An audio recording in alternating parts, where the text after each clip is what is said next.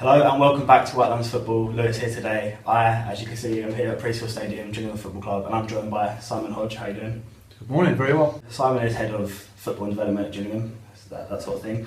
So, as I said, you work at Gillingham. Do you want to just talk a bit about what you actually do here, sort of your job and your role within the club? My role is very much sort of community trust focused, so my full-time role is working within the community trust. We have different programmes that we operate, so one of which is our under-19s football academies, which we have 3. Some of the players from the under-16 development centres will feed that, so there's an opportunity for continued development, and we can keep an eye on them if they do show any promise. I think one of the lads has recently signed for Maidstone, Harry Phipps, so he came through that programme. So there is opportunities for those types of players to continue their development and then progress into alternative areas. We obviously have the Girls Academy, which is a bespoke programme that's run here, which runs in conjunction with the Boys Academy, which also runs out of the Priestfield Stadium. They've been very successful this year. We've had a good opportunity in our local Kent Ladies League, which we've won. We've got a first year in Millie Ward who's played regularly in the first team, so that's been a relatively successful programme as well.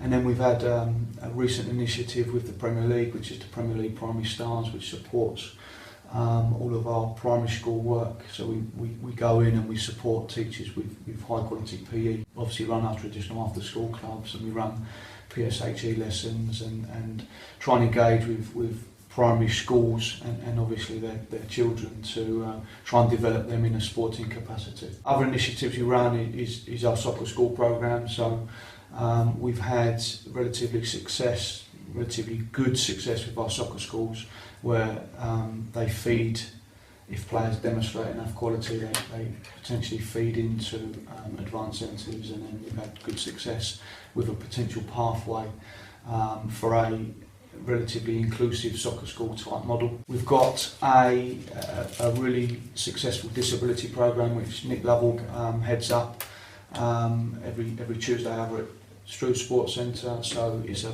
turn up and play, and it's a disability focused. To prop that up, we've got a health programme which is called a Shape Up programme, where we work with primary schools and we work with young children who come to us on a Saturday, and they do some physical activities. They do sort of cycling, a bit of swimming, and they get an opportunity to access during the season, obviously first team games. Okay. So yeah, it's quite broad, and it's quite exciting, engaging with the local community in whatever capacity we can. So it does sound very like you said, very broad. So you do a lot of things. But when did you actually join the club? So how long have you been there? So I've joined in November. Okay. So I've been here now for over 6 months, and it's been a very welcoming club. There's some very good people here, from top to bottom. I can't believe it's been only 6 months. It seems like forever. You know, it's been that type of kind of experience, and there's some familiar faces around the building which I've worked with in the past, and that's football. It's been a good transition for my career. I left Charlton Athletic, and I saw this as good progression for me. There's huge potential, and I know that people keep mentioning the potential of Gillingham Football Club. I can see it, and you know, I'm now very pleased to be part of that. Yeah, I think even me as a fan, I can see the potential of the club, and now looking around today, the sort of the things you can see, and it does look like quite a good club from inside and out. So you mentioned to me off camera you sort of have a little involvement with the youth team.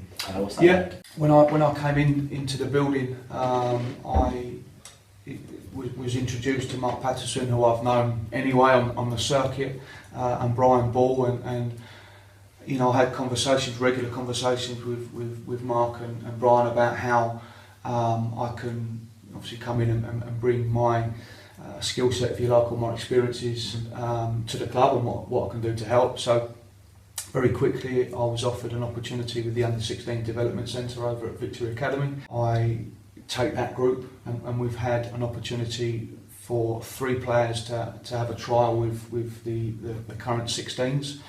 So there's been good, progress from the development centre. I've been able to sort of work with Mark Patterson at the training ground with the youth team most weeks. It was really quite pleasant because my 3rd session in, the gaffer Adi Pennant came in and watched the session and paid a genuine interest, obviously, in myself, which was pleasant for me to obviously see that connection, and the youth team and the young players, which I know Ryan Huckle and Noel Embo from my previous life anyway. So it was good to see how the youth team operates here, and it's obviously good to be able to work with Mark and Brian Ball as regards to trying to develop the young players of the future, albeit hopefully being here or elsewhere. Yeah, so I suppose that's gone well with the five players deal this year. Yeah. So looking from your Twitter and hearing you talk, it's clear you have a genuine passion for football as well. Obviously, you've got a career in it. How did your love for it come about, and how did you sort of go about approaching your career in it? I think like every boy and girl that loves football, my immediate aspirations were to become a player. I was quite switched on as a young player, and I know that my ambitions as becoming a player were very difficult. I played a bit of non-league at a couple of Ryman League clubs, but that was kind of my limit. So I got into coaching very early. I'd done what was then junior team managers, which is what now is the FA level 1 at 16. Okay. I'd done my level 2 at 18, and then at 24 I completed my B licence. 32, 33 I completed my A licence. So I've always had a genuine passion for football. Yeah. Quite early on, I was a keen developer of people, and in my case, when I was working as a football coach, children, I like to develop children and improve children, and that was my passion and my desire. So, I've been called a developer, and that's something that I feel passionate about, whether that's developing staff and people and adults, or developing youth team players or under 16s, or even younger age groups. I see that as something that genuinely interests me and that I'm passionate about. Yeah, I suppose that's always good if you're in there if you're in the industry as a job, is the thing you love. Don't get me wrong, I'm certainly in a capacity where I'm privileged. Yeah. Working full time at a football club is a fantastic environment to be in, and it's something that I'm certainly grateful for. But on the flip side, it's something that I've worked very, very hard, to reach. Yeah. So although I've gone through the processes of qualifications, I've also done a teaching qualification as well, which I kind of saw supported my development as a coach or as a developer or as a teacher. So it doesn't get handed to you. Yeah. It does not get handed to you. Like anything, and like you mentioned, the 5 youth team players that have recently gone pro. These guys have got to prove their reputation, and they've got to work hard, and they've got to knuckle down, and that's no different for me. You mentioned that you've sort of done teaching, and you mentioned that you enjoy sort of developing as your role. Yeah. I suppose teaching sort of is classed as developing as well, sort of developing knowledge. Have you been involved in teaching at all outside of sport, and would that be something you look at? Not outside of sport. I spent 7 years teaching sports BTEC to 16 plus year olds across numerous levels, level 1, 2, 3. I taught stuff like the sports leaders and stuff like that. So if you like, my subject specialism and my trade is obviously football. But then, in my opinion, football is within the sport arena. So there's many fundamentals in football which can be related to other sports and vice versa. So my specialism is sport. It's quite as simple as that, really. And for me, there's lots of debate about whether or not coaching and teaching is the same thing, and it's certainly close together. And there's been a lot of successful developers Brendan Rodgers being one that springs to mind, Paul Clement being another, Jose Mourinho to a certain extent, who have gone through a teaching background or have a teaching pathway. And there's some very good coaches out there who have got a history and a heritage or a foundation of being a teacher. And the two, in my opinion, come hand in hand. Going back a bit to when you said you sort of wanted to be a player. Yeah. You said you played at Rugby League level. What sort of position, clubs were you at, sort of thing, just out of my curiosity? Yeah, so I'm West Kent based, so I played Seven Oaks Town, Tunbridge Angels. I've played in all positions, and I think that's probably important for any young aspiring football player, especially in a younger age group, in the foundation phase, if you like, to play in multiple positions to aid their longer term development so that they have different experiences. I've been involved in models where players are taken out of their comfort zone and players, continually get tested and put in different positions. And if they need to work on their left foot, as an example, have been played on the left side for them to encourage playing on their left foot and at the right times. That's important to aid player development. It starts to settle as players become older. So under 14s, 15s, 16s as an example, start to settle and try to master one or potentially two positions. So a player that springs to mind is Mascherano, who has played the majority of his career as a central midfield player, but then moves to Barcelona and plays as a central defender. So he's capable of being able to transfer those sets of skills into a different position. And I think the fluidity of football now means that players need to play in different positions within different shapes, within different systems. So, and I've seen it here. Players like Lee Martin, as an example, can play wing back. He can play central, and players, in my opinion, who are good readers of the game, good technicians of the game, are capable of playing in multiple positions. Yeah, I think, like you said about Lee Martin, he played attacking midfield against last game of the season, Fleetwood, and then Northampton. He goes back to playing wing back again. So it's good to have that sort of fluidity in where you can play.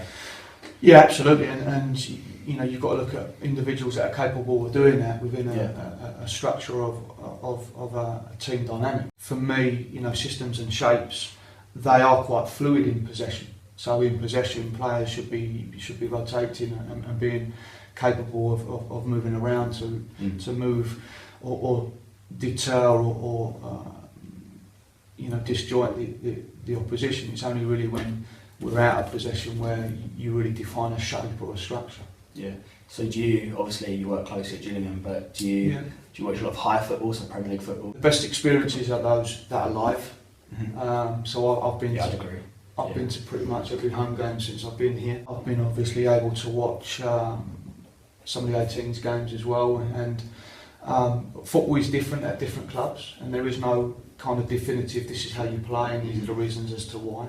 And I think you've got to be a receptive learner, and you've got to try to continually develop yourself, because football moves at a fast pace, and you've got to try to keep up with that. The differences as regards to the highest level, as an example, there are some differences in my opinion. The game might be faster, the pitches might be nicer, the stadiums are larger, but football is football.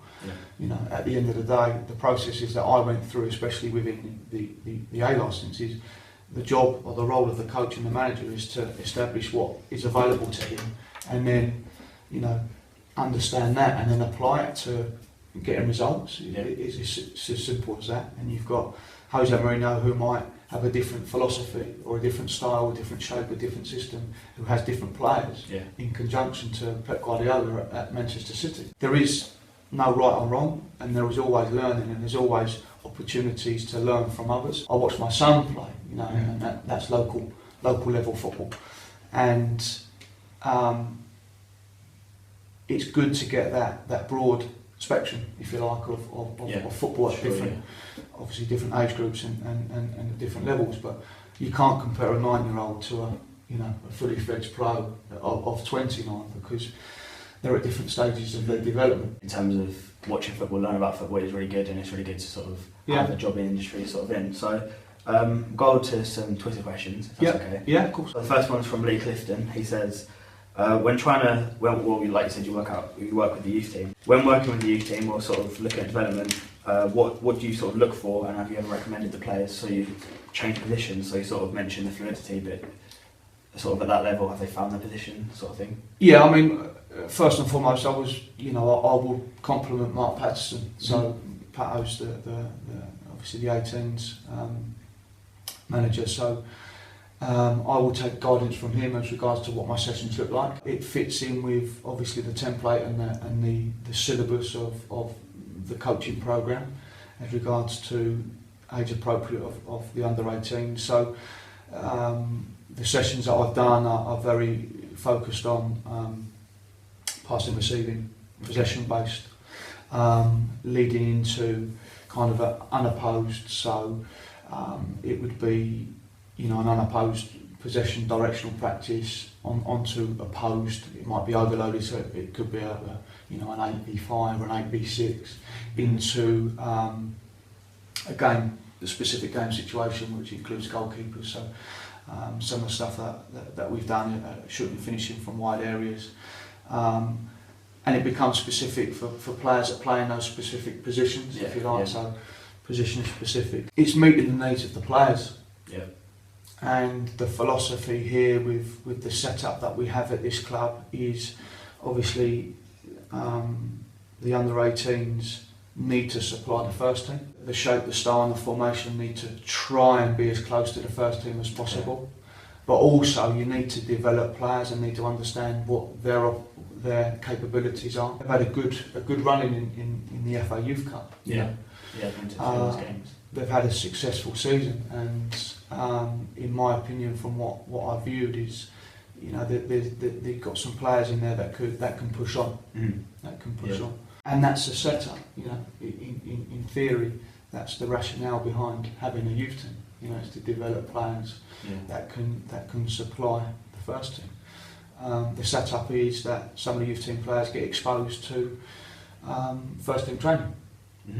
The training times are the same, so sometimes the gaffer has selected some young players to top up numbers and train with the first team, and for a youth team player to have that exposure to the first team is fantastic. You sort of said how the youth team mirrors the first team. Would so say the first team was playing, say, a diamond formation, and then they switched to a back three, would that sort of be mirrored with the youth team? Not necessarily, because you've got to understand what's required for the youth team, and the players that you have at your disposal, and then obviously the game that the youth team are planning and preparing for is not the same game as what the first team are planning and preparing for. So those things need to be taken into consideration without a doubt. Yeah, but I mean ultimately, if you're developing players that have gone through an experience of playing in different systems, in different positions, and they should therefore be capable of, within the fluidity of a first team environment, playing within different positions because they've had that exposure before. That's basically the rationale. Next question's from Sam Johnston. He says, very broad question, what's your best experience at Jill so far? Oh, my best experience. I mean, it's like I said earlier. It's been a good place. There's some good people around the place, and there's the right people in the building. I would suggest my best experiences would be working with obviously Mark and Brian with the youth team players, and then seeing those youth team players being given an opportunity to travel with the first team, and then represent the first team and get a place on the bench. That would be something that obviously springs to mind. But then other things that spring to mind would be Millie Ward from the Girls Academy being promoted into the ladies first team. Being able to work with the Premier League as regards to supporting local school provision and primary school provision, that's been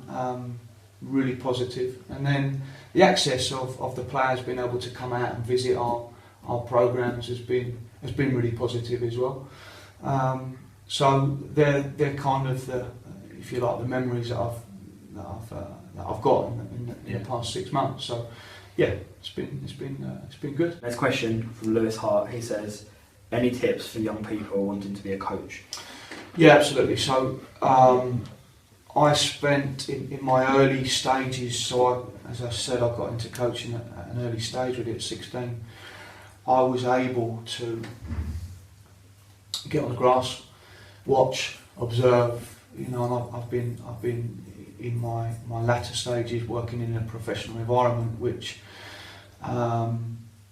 was a big step for me in my career, working with big names and having conversations with them on the grass when they were conducting a session, having conversations with them, over a cup of tea and talking football.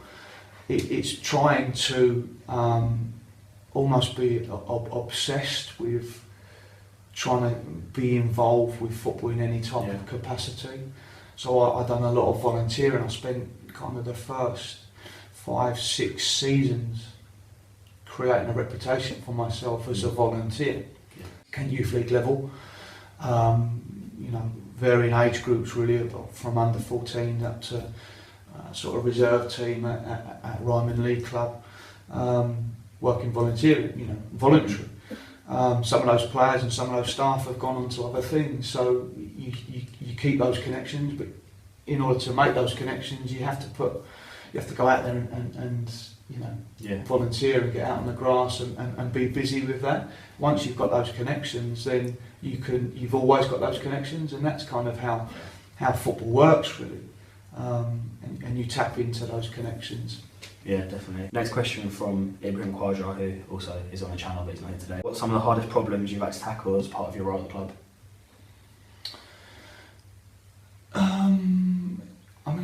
None spring to mind. There's always going to be challenges. Yeah. There's always going to be challenges in any environment, at any club, in any industry. I suppose the